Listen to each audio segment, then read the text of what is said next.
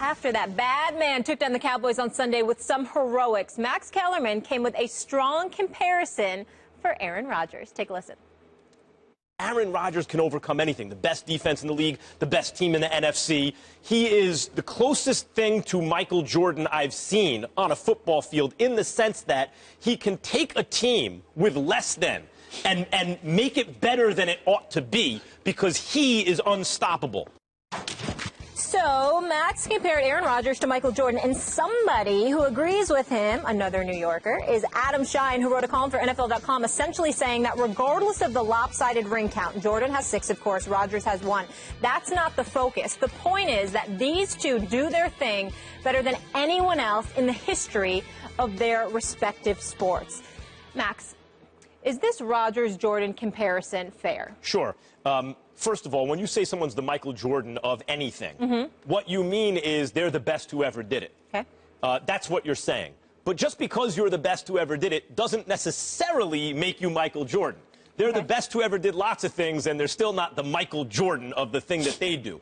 And the NFL, football, is the kind of sport where it's hard to imagine a Jordan ever emerging, even at the quarterback position, maybe especially at the quarterback position, where you need to be able to not only have that competitive next level stuff emotionally and mentally, but you need to be able to physically impose yourself on a game where it seems impossible to physically do so. I remember watching Michael Vick early on. I remember, again, I think it was against the Vikings, where he accelerates and the two guys knock themselves out, and Atlanta looked really good for a while, and you thought maybe we're watching the Michael Jordan of football. Didn't work out that way. And Andrew Luck and Cam Newton, when they came out, maybe we can see that next thing. It hasn't quite worked out that way for any one of those guys. But Aaron Rodgers has physically imposed himself and competitively imposed himself in the NFL as the closest thing to a Michael Jordan. As I mentioned yesterday, he can make a team with less than it should have in order to be so successful, compete on an extremely high level, higher than they should, not just because he's making everyone better, but because he can impose himself on the game. Stephen A., mentally, psychologically, and physically. Yes, Jordan had 6 rings. Rodgers has 1. If it ends like that, it'll look like a foolish comparison. But you tell me another football player at the quarterback position who has even been in the conversation like this. Could he be the Michael Jordan of football? Well, first of all, I don't have to, because I'm the one that said he's a bad man. So I have nothing to confirm. I have nothing to prove in that regard. What I would say to you is that I'm diametrically opposed to the comparison, but not because of the individuals, but because of the sport itself. When I think of Aaron Rodgers, I think he's absolutely phenomenal. Whether he's skating inside or outside the pocket, the way he dances in the pocket and makes things happen, the way he scrambles out of the pocket to his left or his right and is still able to make things happen. The throws that he makes, particularly the 36-yarder to Jared Cook, that's one of the all-time great passes. I put it right up there with Eli's pass to Mario Manningham in the Super Bowl against the Patriots back in 2010 or so. I think about 2011 rather. I think about things like that, and it resonates with me. But the reason why I avoid calling a quarterback or anybody else in football that Michael Jordan is because when all was said and done, Michael Jordan could say, give me the ball and move the hell out the way. Aaron Rodgers still has to hope that Geronimo Allison, to Richard Rodgers, to Ty Montgomery, to a Randall Cobb, to a Devontae Adams can catch the pass. Don't get me wrong, it's not his fault. Like, let's say, for example, Jared Cook dropped that pass. Just work with me here. Let's say, for example, that Jared Cook dropped that pass. All right, we'll be like, damn, that was a great throw by Aaron Rodgers. How could he drop that pass? And we'd move on. With Jordan, you don't get to do that. I think you're taking that a little bit literally. But I am. No. You don't like the comparison regardless of who it is. That's why I said it's the sport. It's not the individual. Because what I'm saying to you is that Michael Jordan gave it to John Paxson, 1 NBA Finals victory. He gave it to Steve Kerr, another. But you know why he's Michael Jordan? Because we remember the flu game against Utah and what he did. We remember when he dropped a double nickel on the Knicks after everybody was complaining about him gambling in Atlantic City. We remember those individual exploits where it didn't matter what other 9 dudes were on the court with him, 4 with him, 5 against him. He could do it, whereas in football, you usually have to depend on somebody else. I hear what you're saying, but that's why it shines a spotlight even more intense on Aaron Rodgers' greatness. Because if you have a crew in the NBA, the best player in the world, if he has a crew, he's going to win the finals. That's how it works. You know, with rare exception, that's how it works. If LeBron James has championship caliber talent around him, he's going to go all the way. It's not the way it works in football. You can have the best quarterback on the most talented team. They might lose because it's one and done. And, you know, any given Sunday or Saturday or whatever the case may be. But in the NBA, this is, by the way, same thing in the tournament, college tournament. One and done, best team doesn't always win. In the NBA, given that basketball is not probabilistic fundamentally, it's deterministic. Yep. Best team wins. A best-of-7 series will produce the winner, but that even highlights Aaron Rodgers even more because he's not working with that much right now. We already know the best team doesn't necessarily win, and yet he's the closest thing we've ever seen in the NFL at quarterback to give him the ball and get out of the way. He makes receivers better. Right he makes now, everybody better. The best ever? Or right now? We're not talking about the greatest of all time or the most accomplished. Tom Brady is more accomplished. Joe Montana is more accomplished. That's inextricably tied to their team, their coach, their offensive line. But you were saying Jordan, when you use the comparison, it's for somebody the best ever. Is he the best ever? He is the best I have ever seen. Yes, I believe Aaron Rodgers is playing quarterback at a level that has never been played before. I think, and I said this before, from a talent perspective, Aaron Rodgers is the greatest quarterback I've ever seen in my life. The Green Bay Packers don't win 3 games this season without Aaron Rodgers if they didn't have Aaron Rodgers as quarterback. So I get what you're saying. But again, when we talk about, we constantly talk about the Michael Jordan of this, that, or the third. We have to understand that Michael Jordan could individually and single-handedly take over with no help. Because there were times where I watched the Chicago Bulls, at least offensively, not defensively, of course, but offensively. So you don't think quarterbacks can take over a game? No, I understand they're reliant on other positions. That's all I mean by that. They're reliant. I'm telling you right now. That's what we're really talking about, Stephen A. I think that's the crux. That's really. I got it. That's the point of this is that there's a reason that to this date, there's never been a Michael Jordan. Who's the Michael Jordan of football history? Jim Brown? There's always an argument about that. But what I'm saying is... Now maybe one's emerging. Yeah, but what I'm saying is because of the sport itself, it can't happen. I literally saw Michael Jordan, just like I saw a Kobe, just like I saw other individuals literally, individually take over, and everybody else was just standing around spectating.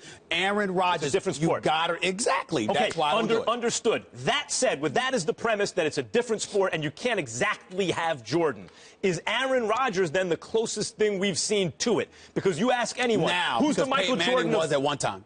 I guess, but if you take this Rodgers or that Peyton? Well, I'm saying, to me, I would take Rodgers because I love Rodgers and I love his overall game. He can move.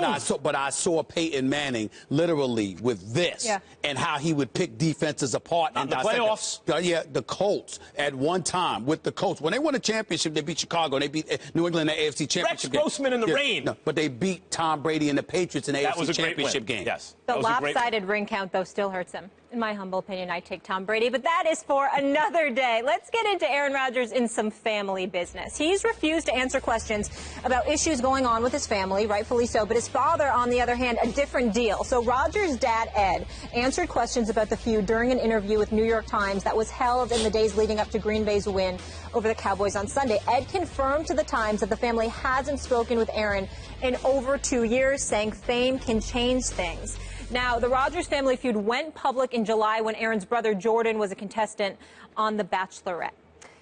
Stephen A., what's your reaction to Ed Rodgers speaking out on their family's business? I think it's inappropriate. I think it's unfortunate, and I also think that it's a damn shame that it's coming from the father, I mean, this is the son. And listen, when people sit up there and say that fame changes folks, they're usually not talking about themselves, and it usually relies with themselves. The person that all of a sudden becomes famous and all of a sudden becomes rich, actually what you want is you become more insulated and you become more at peace.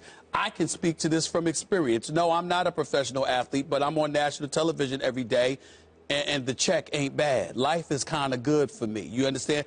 I'm still that same dude. All right, I like my privacy. I like to live my life the way that I want to live it, and that is that.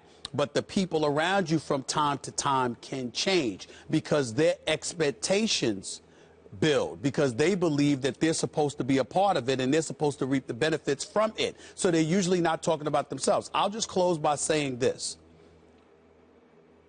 Nobody from your family should be speaking publicly about family business. And anyone who does that, I lose all respect for, because they're not the ones in the public eye. It's Aaron Rodgers. And it's wrong. If all of y'all are in the public eye, as trifling as that may be, it's different. But when only one dude is in the public eye and you're talking about him, then you put his business on Front Street, not your own, because nobody cares about you. The reason anyone cares about Aaron Rodgers' brother, who's on, The Bachelor or Bachelorette, and, or his father, or anyone in the family, is because he might be the best football player you've ever seen in your life. That's right. That's why they care. And I don't like this at all. I don't think this is anyone's business.